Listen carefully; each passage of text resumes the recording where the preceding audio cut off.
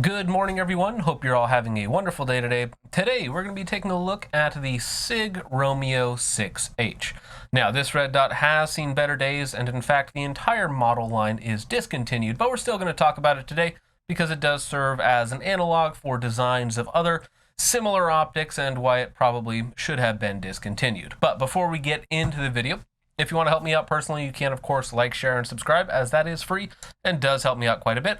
On top of that, there's also Subscribestar, which is basically just a Pro-Toy Patreon. There's also my website, which has things in stock. Unfortunately, you can't purchase them currently because I've been dropped by my second payment processor. Working on getting that back up, but this is a one-man show, so that will probably take me a little while before you can actually purchase something from there. Now, getting into full disclosure on the Sig Romeo 6H, I got this optic in a trade quite some time ago. I've had this optic for a very long time, and I'm a very big fan of its performance, not its durability, but of its performance in less arduous circumstances. I actually acquired it in a trade. I believe I traded a gentleman locally for my Holosun 512C, and I got the Sig Romeo 6H in return. Now, I don't have any sort of relationship with Sig. I have tested out most of the red dots. In fact, now the only red dot line of theirs that I have not checked out is the 4 series, so the 4H and 4T, I believe, which is kind of like their upgraded Romeo 5s, if you will. But that being said, while I was testing this before it made its demise, you guys have seen it on just about everything. In the intro, you'll have seen it on one of my Mark III upper receivers, as well as it's been on my ACR, it's been on the PWS Mark 111, it's been on Hop's old 12.5, and I've had it for, again, quite some time, and again, the performance on the optic is good.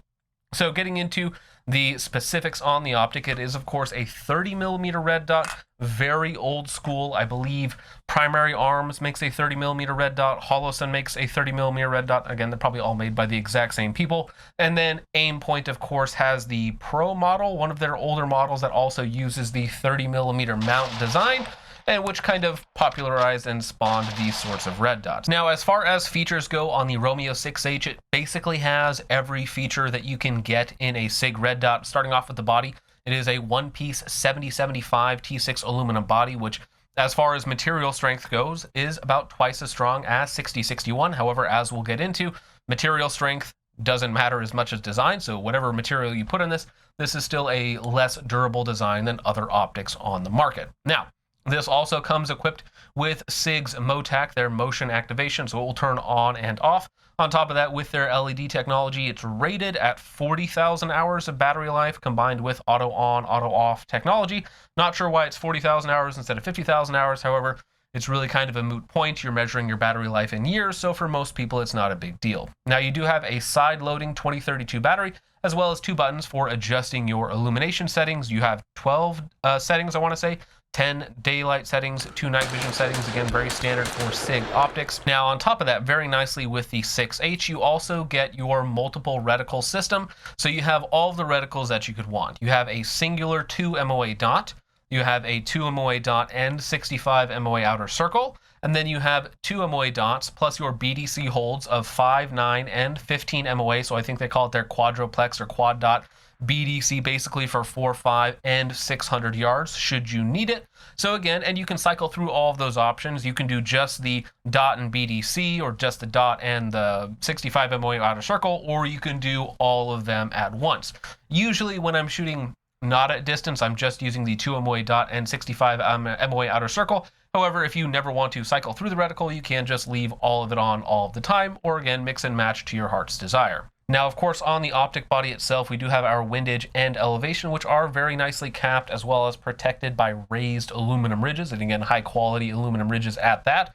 Now, in terms of weight, with the mount, it's about 9.5 ounces, and the mount is about 3 of those ounces, so this is really only about 6 ounces by itself. It's much lighter than you think it would. However, again, when you add in a 30mm mount, you're looking around that 10-ounce range, depending on which mount you go with, because there are aftermarket 30mm mounts that you can use for red dots like this. However, the one that it comes with, again, is a fairly heavy mount, though it is quite strong. Unfortunately, the mount is not going to be the weak point on this optic. Now, before we get into the failure point of this optic specifically, I do want to say that I really enjoyed using the optic. It had a lot of advantages for me personally. The glass is very good. It has all of the sort of reticle options you could possibly want, all of the features. On top of that, personally, I am a fan of a little bit larger objective windows, as it's just a little bit nicer to use. It's not necessarily faster or a real performance advantage. It's more of a personal preference for me.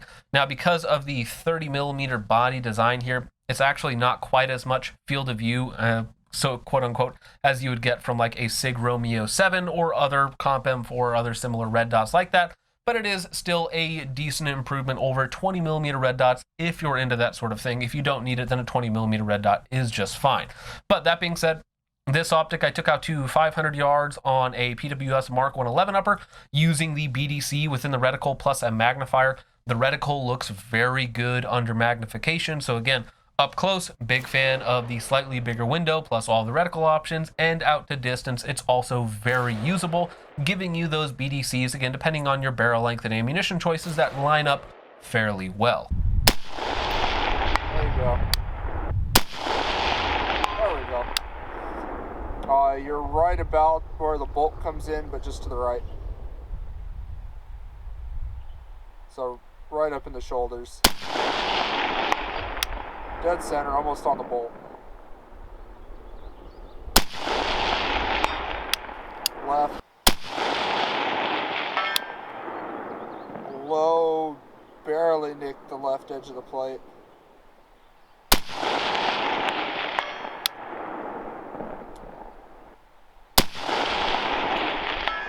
Up. Very bottom, towards the left.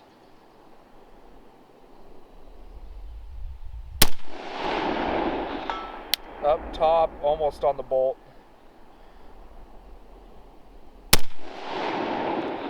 Bottom middle. Okay. Yeah.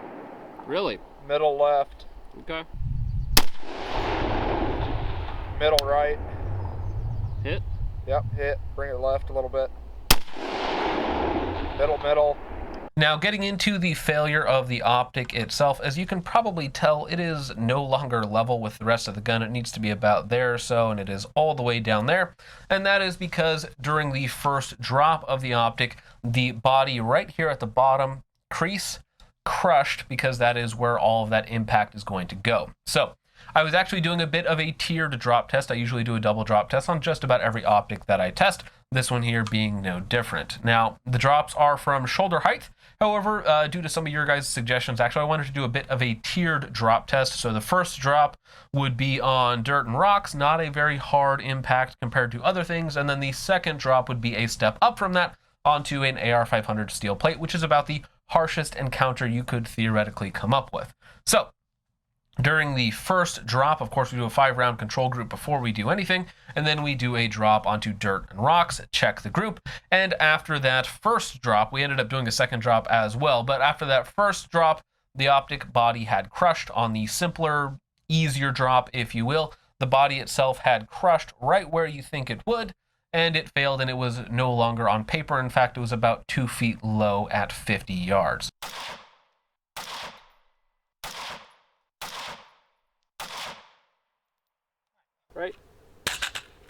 Right on top of the optic.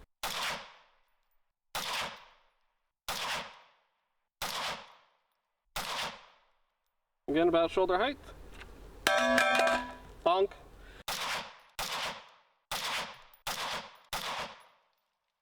Well, it looks like it died after the first 5 rounds. Pretty sure that's the first 5 rounds, and then the rest are somewhere else. You guys can probably see better than I can. Now, the problem with this optic design in general is that it does create a very obvious weak point right here in the middle, where the 30mm section tapers up to your forward and rear ocular sections. So, when you drop the optic like this, of course, the tallest point, if you drop it flat, is probably going to hit first, which is right here, placing all of that pressure right at the edge of the mount, right at the weak point of the optic, and it will, of course, bend. Now, it really doesn't matter what material choice you use. Of course, this is 7075, an upgraded material choice out of 6061 or other weaker materials that are out there. Perhaps, I know that they make a titanium version of this as well. Perhaps that would have fared slightly better. However, even if you exchange the material for a much stronger material, you're still not remedying the base flaw and weak point in the optic design. For instance, right here, we have a 6061 or lower quality aluminum Sig Romeo 5, which is about a $100 optic. Now, keep in mind that the MSRP on these guys is like $480. Of course, they're discontinued now, so you really can't buy these anymore. Or you find them in a trade or something like that, like I did.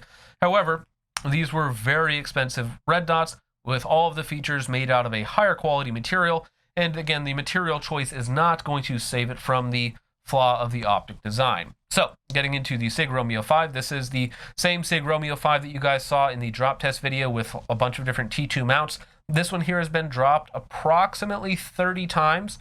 It's a much lower quality material, it's much cheaper, and it still manages to function flawlessly, and the body is, of course, in perfect shape.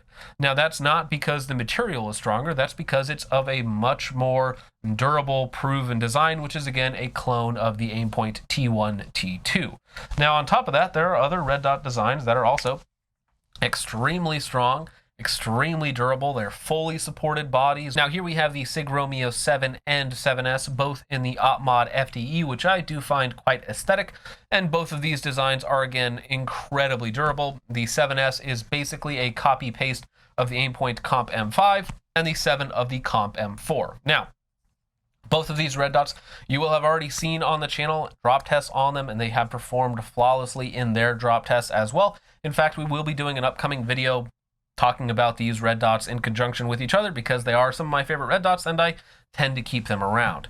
Now, the 7 is a very big red dot and probably the least tanky of these tanky budget options. I believe you can find these right now on Optics Planet for like 150 bucks or something, which is very inexpensive.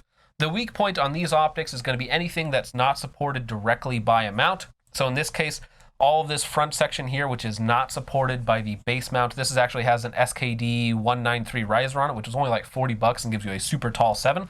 But what I have had happen on other drop tests, on not this Romeo 7, but on other Romeo 7s, is this front section will actually crush down, of course, because it's not supported.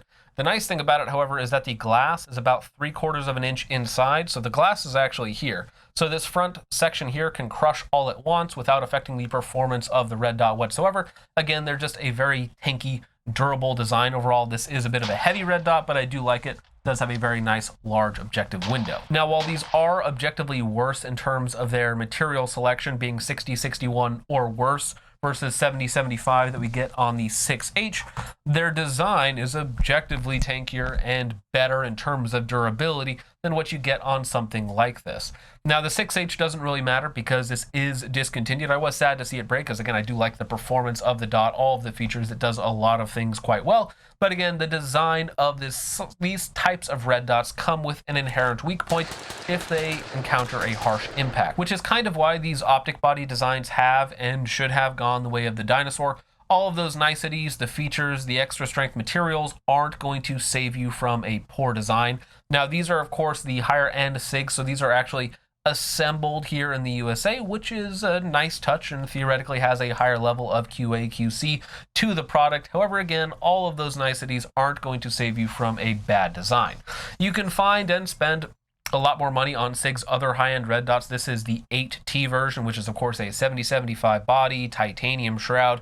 You've seen me do horrible things to this optic. An incredibly tanky design with all of the features, also incredibly expensive and heavy. These are around $600+ retail, depending on which version you get. And of course, they are like 13, 14 ounces or something like that. So at the end of the day, I really don't recommend any of these style of optics, whether that be the Aimpoint version, the Holosun version, the Primary Arms version, or any of the other cheap knockoffs floating around. Again, this one here, same style of optic with a higher quality material than a lot of those other choices, being 7075 versus 6061 or worse, and still had the failure at its weak point. So, just by design, not a big fan of these style of optics in terms of durability. Performance-wise, if you're just using it, shooting it, range toy competition, all that sort of stuff, they're going to be all good for that sort of thing. However, if it encounters a harsh impact on top of the optic, it will probably bend. So, with all of that out of the way, guys, let me know what you guys think of that style of body, because I know there are a lot of those optics floating around, and people like to say that they're super durable, tanky, blah, blah, blah, blah, but they're really not. So with all of that out of the way, guys, thank you once again for watching. I hope you all enjoyed. I will see you in the next one. Peace off.